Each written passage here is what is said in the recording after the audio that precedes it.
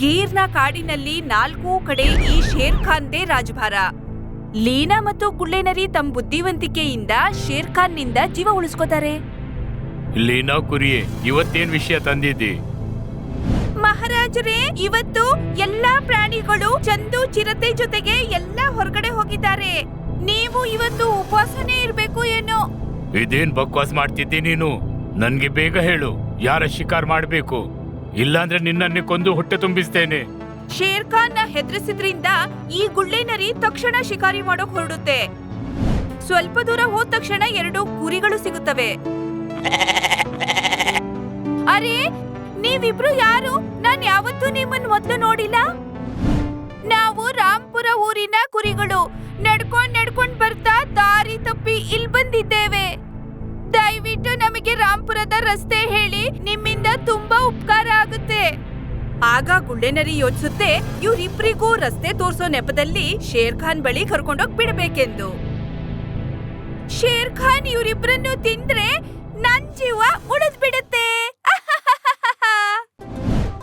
2 ಕುರಿಗಳು ತಮ್ಮ ಜೀವವನ್ನು ಲೆಕ್ಕಿಸದೆ ಈ ಗುಳ್ಳೆನರಿ ಮೇಲೆ ನಂಬಿಕೆ ಇಟ್ಟು ಅದ್ರ ಜೊತೆ ಹೋಗ್ತಿದ್ದಾವೆ.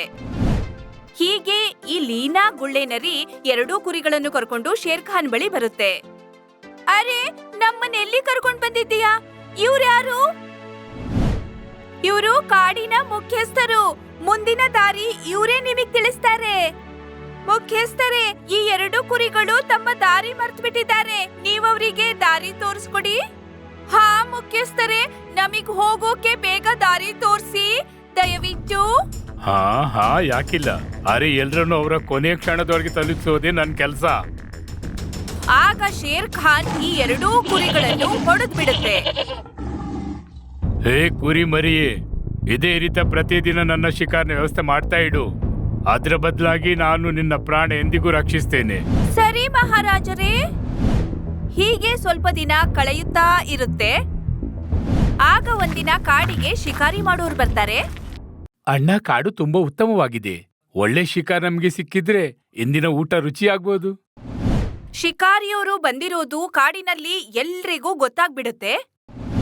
ಇದೇ ಕಾರಣದಿಂದ ಕಾಡಿನ ಎಲ್ಲಾ ಪ್ರಾಣಿಗಳು ಒಟ್ಟಾಗಿ ಸೇರ್ಕೊಂಡು ಟೆನ್ಷನ್ ಅಲ್ಲಿದ್ರು. ಅಣ್ಣಂದಿರೆ, ಇನ್ನ ಉಳಿಯೋದು ಕಷ್ಟ. ಮುಂದೆ ಕಣಿವೆ, ಹಿಂದೆ ಬಾವಿ. ನಾವು ಶೇರ್ ಖಾನ್ನಿಂದ ಬದುಕಿದ್ರೆ ಶಿಕಾರಿ ಕೊಲ್ತಾರೆ, ಶಿಕಾರಿಗಳಿಂದ ಬದುಕಿದ್ರೆ ಶೇರ್ ಖಾನ್ ಕೊಲ್ತಾನೆ. ಭಾಲುವಣ್ಣ, ನನ್ ಜಿನ್ಕೆ ಪ್ರೆಗ್ನೆಂಟ್ ಇದ್ದಾಳೆ. ಯಾವ ಕ್ಷಣದಲ್ಲೂ ಇವಳ ಡೆಲಿವರಿ ಆಗ್ಬೋದು. ಇಂಥ ಸ್ಥಿತಿಯಲ್ಲಿ ಅವಳನ್ನು ಎಲ್ಲಿ ಕರ್ಕೊಂಡು ಹೋಗ್ಲಿ? ನೀವೇ ಏನಾದ್ರೂ ಹೇಳಿ ಅಣ್ಣ. ನನ್ಗನ್ನಿಸುತ್ತೆ ನೀನು ನಿನ್ನ ಕುಟುಂಬದೊಂದಿಗೆ ಬೇರೆ ಯಾವ್ದಾದ್ರೂ ಕಾಡಿಗೆ ಹೋಗೋದು ಉಳಿತು. ಬಾಲು ಹೇಳೋದು ನಿಜ. ನಾನಂತೂ ನನ್ನ ಪ್ರಾಣ ಉಳಿಸೋಕೆ ಹಿಂದೆ ಬೇರೆ ಕಾಡಿಗೆ ಹೋಗ್ತಿದ್ದೇನೆ. ಎಲ್ರೂ ಹೀಗೆ ಈ ಕಾಡಿಂದ ಬಿಟ್ಟು ಹೊರಟು ಹೋದ್ರೆ ನನ್ ಜೀವ ನಾನ್ ಹೇಗ್ ಉಳಿಸ್ಕೊಳ್ಳೋದು? ಗುಳ್ಳೆನರಿ ಮುಂದಾಲೋಚನೆ ಮಾಡುತ್ತೆ. ಯಾರೇ ಕಾಡ್ ಬಿಟ್ಟು ಹೋದ್ರು ನಾನು ಅದನ್ನ ಶೇರ್ ಖಾನ್ಗೆ ಹೇಳ್ಬಿಡ್ತೀನಿ. ಮತ್ತೆ ಇದೇ ವಿಷಯವನ್ನು ಈ ಗುಳ್ಳೆನರಿ ಶೇರ್ ಖಾನ್ಗೆ ಹೇಳುತ್ತೆ. ಹೌದಾ? ಇಂದು ಜಿರಾಫ್ ಕಾಡು ಬಿಟ್ಟು ಹೋಗ್ತಿದ್ದಾನಾ? ಸರಿ, ಕೆಲವು ದಿನದಿಂದ ನಾನು ಜಿರಾಫ್ ಮಾಂಸ ತಿಂದಿಲ್ಲ. ತುಂಬಾ ಮಜಾ ಆಗ್ಬೋದು. ಹೀಗೆ ಸ್ವಲ್ಪ ಸಮಯದ ನಂತರ ಜಿರಾಫೆ ಕಾಡಿನಲ್ಲಿ ಹೋಗ್ತಾ ಇರುತ್ತೆ. ಆಗ ಶೇರ್ ಖಾನ್ ಕೇಳುತ್ತೆ, ಎಲ್ಲಿಗೆ ಹೋಗ್ತಿದ್ದಿ ಜಿರಾಫೆ? ನಾನು ಇಲ್ಲೇ ಪಿಕ್ಚರ್ ನೋಡಕ್ ಹೋಗ್ತಿದ್ದೀನಿ. ಅದು ರೋಹಿತ್ ಶೆಟ್ಟಿಯ ಸರ್ಕಸ್ ಫಿಲ್ಮ್ ರಿಲೀಸ್ ಆಯ್ತಲ್ವಾ, ಅದ್ರಲ್ಲಿ ನನ್ ಚಿಕ್ಕಪ್ಪ ರೋಲ್ ಮಾಡಿದ್ದಾರೆ. ಅವರನ್ನೇ ನೋಡಲು ಹೋಗ್ತಿದ್ದೇನೆ ಮಹಾರಾಜ್ರೆ. ಅರೆ, ನೀನು ನನ್ನನ್ನು ಹೆಡ್ಡ ಅನ್ಕೊಂಡಿದ್ದೀಯಾ? ನನ್ಗೆ ತಿಳಿದಿದೆ ನೀನು ಕಾಡ್ ಬಿಟ್ಟು ಹೋಗ್ತಿದ್ದೀಯೆಂದು. ಆದ್ರೆ ನಾನ್ ನಿನ್ನನ್ನು ಹೋಗಲ್ ಬಿಡೋದಿಲ್ಲ. ಇಲ್ಲೇ ನಿನ್ನನ್ನು ಕೊಲ್ತೇನೆ. ಹೀಗೆ ಶೇರ್ ಖಾನ್ ಜಿರಾಫೆಯನ್ನು ಹೊಡೆದ್ಬಿಡುತ್ತೆ. ಮಾರನೇ ದಿನ ಈ ಜಿಂಕೆ ಕಾಡನ್ನು ಬಿಡೋಕೆ ಅಂತ ತಯಾರಿ ಮಾಡಿತ್ತು. ನಡೆ ಜಿಂಕೆ, ಆದಷ್ಟು ಬೇಗ ನಾವು ಈ ಕಾಡಿನಿಂದ ಹೋಗ್ಬೇಕು. ಹಾ, ನಾವೆಲ್ಲ ತಯಾರಿದ್ದೀವಿ. ಅಪ್ಪ, ದಾರಿಲಿ ಶೇರ್ ಖಾನ್ ನಮ್ಮನ್ ಸಾಯಿಸೋಲ್ಲ ಅಲ್ವಾ? ಇಲ್ಲ ಮಗು, ಈಗ ಶೇರ್ ಖಾನ್ ಮಲಗೋ ಸಮಯ. ಅವನು ಹೇಳೋದ್ರೊಳಗೆ ನಾವು ಸಾಕಷ್ಟು ದೂರ ತಲುಪಬಹುದು. ಮರದ ಹಿಂದೆ ಕತ್ಕೂತಿದ್ದ ಈ ಗುಳ್ಳೆನರಿ ಶೇರ್ ಖಾನ್ಗೆ ಈ ವಿಷಯ ಹೇಳೋಕೆ ಹೋಗುತ್ತೆ. ಮಹಾರಾಜ್ರೆ, ಇವತ್ ನಿಮಗೆ ಲಾಟ್ರಿ ಹೊಡೆಯೋದಿದೆ. ಒಗಟಲ್ಲಿ ಮಾತನಾಡ್ಬೇಡ. ಬೇಗ ಹೇಳು, ಇಂದು ನಾನು ಯಾರ ಶಿಕಾರ್ ಮಾಡ್ಬೇಕೆಂದು. ಇವತ್ತು ಜಿಂಕೆ ತನ್ನ ಗರ್ಭವತಿ ಪತ್ನಿ ಮತ್ತು ಮಗುವನ್ ಕರ್ಕೊಂಡು ಕಾಡು ಬಿಟ್ಟು ಹೋಗ್ತಾ ಇದೆ. ಹೌದಾ? ಹಾಗಾದ್ರೆ ಇಂದು ನಾನು ಗರ್ಭವತಿ ಜಿಂಕೆಯನ್ನೇ ಕೊಲ್ತೇನೆ. ಅವಳ ಹೊಟ್ಟೆಯಲ್ಲಿರುವ ಮೃದು ಮಗುವನ್ನು ತಿನ್ನೋಕೆ ತುಂಬಾ ಮಜಾವಾಗ್ಬೋದು. ಹೀಗೆ ಜಿಂಕೆ ತನ್ನ ಪರಿವಾರದೊಂದಿಗೆ ಬೇರೆ ಕಾಡಿಗೆ ಹೋಗ್ತಾ ಇತ್ತು. ಮತ್ತೆ ಈ ಕಡೆ ನೋಡಿದ್ರೆ ಈ ಶಿಕಾರಿ ಮಾಡೋರು ಶಿಕಾರಿ ಮಾಡೋಕೆ ತಯಾರಿದ್ದಾರೆ. ದಾರಿಲ್ ಹೋಗ್ತಾ ಹೋಗ್ತಾ ಜಿಂಕೆಗೆ ಹೊಟ್ಟೆ ನೋವು ಶುರುವಾಗುತ್ತೆ. ಆ ಆ ಆ ಆ ನನ್ಗೆ ಹೊಟ್ಟೆ ನೋವ್ತಾ ಇದೆ. ನನ್ಗೆ ನಡೆಯೋಕಾಗಲ್ಲ. ನನ್ಗನ್ನಿಸ್ತಿದೆ ನಂಗಿಲ್ಲೇ ಮಗು ಆಗುತ್ತೆ ಎಂದು. ಇದು ಶೇರ್ಖಾನ್ನ ಪ್ರದೇಶ. ಸ್ವಲ್ಪ ಧೈರ್ಯ ತಗೊಳ್ಳು. ಈ ಪ್ರದೇಶವನ್ನು ಪಾರು ಮಾಡೋಣ. ಆಮೇಲೆ ಎಲ್ಲವೂ ಸರಿಯಾಗುವುದು. ಬೇಗ ಬೇಗ ಎದ್ದೇಳು ನೀನು. ಆಗ ಶೇರ್ ಖಾನ್ ಬಂದ್ಬಿಡುತ್ತೆ. ಎಲ್ಲಿ ನೀವು? ಶೇರ್ ಖಾನ್ ನೋಡಿ ಈ ಎಲ್ಲ ಜಿಂಕೆಗೆ ಹೆದರಿಕೆ ಆಗುತ್ತೆ. ಇದೇ ರೀತಿ ಎಲ್ಲಾ ಪ್ರಾಣಿಗಳು ಕಾಡನ್ನು ಬಿಟ್ಟು ಹೋದ್ರೆ ನಾನು ಹಸಿವೆಯಿಂದ ಸಾಯಬೇಕಾದೀತು.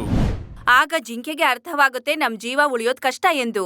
ಹಾಗಾಗಿ ಅದು ತನ್ನ ಹೆಂಡತಿ ಮತ್ತು ಮಗುವನ್ನು ಉಳಿಸಲು ಶೇರ್ ಖಾನ್ ಅನ್ನು ತನ್ನ ಮಾತಿನಿಂದ ಮರಳು ಮಾಡುತ್ತೆ. ಅವಕಾಶ ಸಿಕ್ಕೂಡ್ಲೆ ಹೆಂಡತಿ ಮಗುಗೆ ಓಡೋಕ್ ಹೇಳುತ್ತೆ.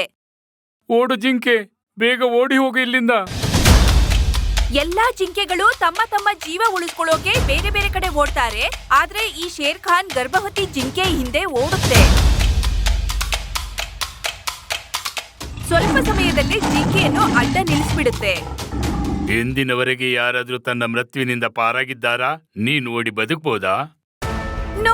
ನೋಡಿ ನನ್ನ ಹೊಟ್ಟೆಯಲ್ಲಿ ಮಗು ಇದೆ. ನನ್ನನ್ನು ಬಿಟ್ಬಿಡಿ ದಯವಿಟ್ಟು. ದೇವರಿಗಾಗಿ ನಿನ್ನನ್ನು ಹೋಗಲು ಬಿಟ್ರೆ ನಾನು ಹಸಿವೆಂದ್ಲೇ ಸಾಯ್ಬೇಕಾ? ಆದ್ರೆ ನಾನು ಸಾಯೋಕೆ ಸಿದ್ಧನಿಲ್ಲ. ಅಯ್ಯೋ ದೇವ್ರೆ, ಈ ರಾಕ್ಷಸನಿಂದ ನನ್ನ ಕಾಪಾಡಿ. ದೇವರೇನು ಕೇವಲ ನಿನ್ನವನೇನೋ ನಿನ್ನನ್ನು ರಕ್ಷಿಸಲು ಬರಲು? ಅರೆ, ನಾನು ದೇವರಲ್ಲಿ ಬೇಡಿಕೊಂಡಿದ್ದೆ ನನ್ಗೊಂದು ಉತ್ತಮ ಶಿಕಾರ್ ನೀಡಿರೆಂದು. ಅದಕ್ಕೆ ದೇವರು ನಿನ್ನನ್ನು ಕಳಿಸಿದ್ರು. ಸ್ವಲ್ಪ ದಯೆ ತೋರಿಸು, ನನ್ನ ಹೊಟ್ಟೆಲ್ ಮಗು ಇದೆ. ಅದೇ ಮಗುವನ್ನು ನಾನು ತಿನ್ನ ಬಯಸ್ತೇನೆ. ಸರಿ, ಆದಷ್ಟು ಬೇಗ ನನ್ನ ಹಸಿವನ್ನು ನೀಗಿಸು. ಶೇರ್ ಖಾನ್ ಜಿಂಕೆಯನ್ನು ಹಿಡಿತಾ ಇರ್ಬೇಕಾದ್ರೆ ಅಲ್ಲಿಗೆ ಆಗ ಸಾರಂಗ ಬಂದ್ಬಿಡುತ್ತೆ. ಶೇರ್ ಖಾನ್ಗೆ ಹೊಡೆಯುತ್ತೆ. ಆಗ ಶೇರ್ ಖಾನ್ಗೆ ಸಿಟ್ಟು ಬಂದ್ಬಿಡುತ್ತೆ. ನಿನ್ಗೆ ಎಷ್ಟು ಧೈರ್ಯ ನನ್ ಮೇಲೆ ಹಲ್ಲೆ ಮಾಡ್ತೀಯಾ? ನನ್ ಹೆಂಡತಿಯನ್ನು ರಕ್ಷಿಸಲು ನೀನೇ ಏನು? ನಾನು ಯಮರಾಜನನ್ನು ಎದುರಿಸಬಲ್ಲೆ. ಜಿಂಕೆ, ಓಡಿಲ್ಲಿಂದ. ನಾನಿವನ್ನ ನೋಡ್ಕೊಳ್ತೇನೆ. ಆದ್ರೆ ನಾನ್ ನಿಮ್ಮನ್ನ ಹೇಗಿಲ್ ಬಿಟ್ಟು ಹೋಗೋದು? ಇದು ಮಾತುಕತೆ ಸಮಯವಲ್ಲ. ನಿನ್ಗೆ ನನ್ನಾಣೆ, ಓಡಿ ಇಲ್ಲಿಂದ. ಈ ಜಿಂಕೆ ಅಲ್ಲಿಂದ ಹೊರಟೋಗುತ್ತೆ.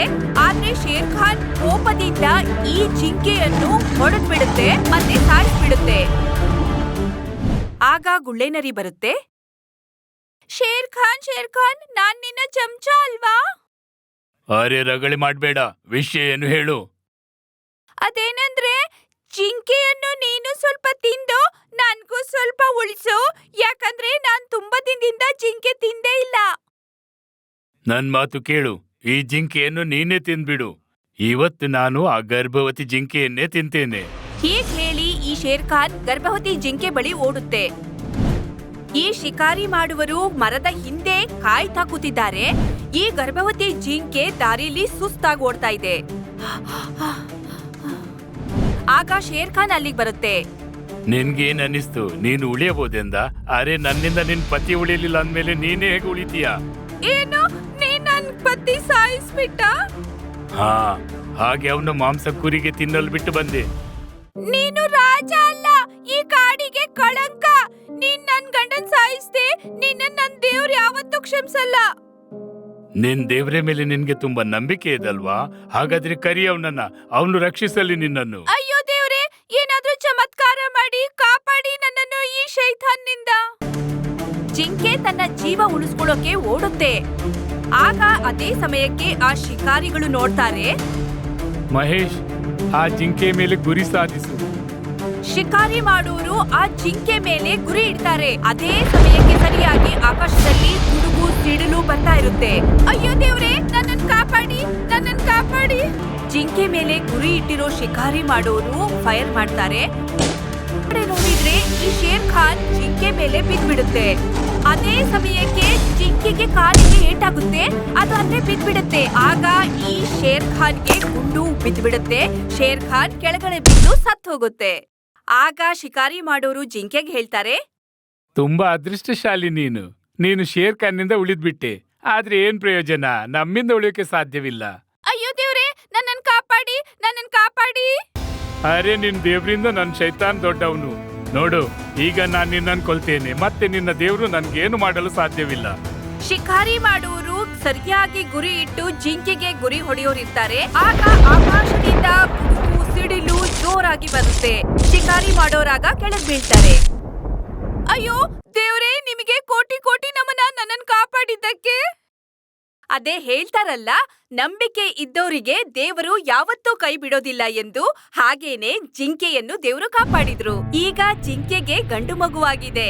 ಮತ್ತೆ ಮಗನ ಜೊತೆ ತನ್ನ ಕಾಡಿನಲ್ಲಿ ನೆಮ್ಮದಿಯಿಂದ ಜೀವನ ಮಾಡ್ತಿದೆ. ನಿಮ್ಗೆ ನಮ್ಮ ಈ ವಿಡಿಯೋ ಇಷ್ಟವಾದ್ರೆ ಪ್ಲೀಸ್ ನಮ್ಮ ಚಾನೆಲ್ ಅನ್ನು ಸಬ್ಸ್ಕ್ರೈಬ್ ಮಾಡಿ. ಹಾಗೆ ವಿಡಿಯೋವನ್ನು ಲೈಕ್ ಮತ್ತು ಶೇರ್ ಮಾಡೋದನ್ನ ಮರೆಯಬೇಡಿ.